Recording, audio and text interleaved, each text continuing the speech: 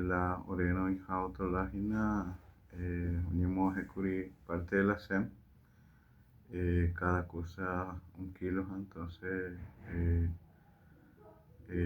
vea dos resultados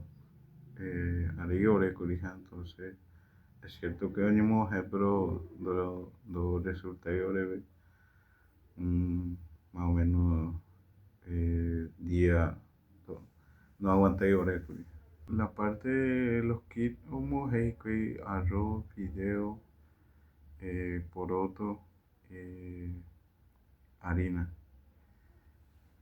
Aumíala 1 kilo mimi cada uno. Sí, eso es lo que le llevaron la vez pasada. Pero ahora ya no tenemos más nada. Bueno, Dios. Eh, ¿Cuántas familias viven ahí ustedes? Ahí dentro de la comunidad vivimos en 20 familias. Y ahora lo que pedimos nuevamente para que podamos ayudar nuevamente a nosotros porque estamos lejos y muy difícil con nosotros.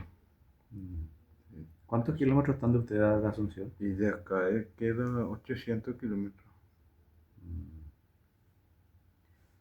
Y esa parte es lo que estamos pidiendo parte de la SEM, a ver si nos pueda llevar nuevamente para la comunidad Loma.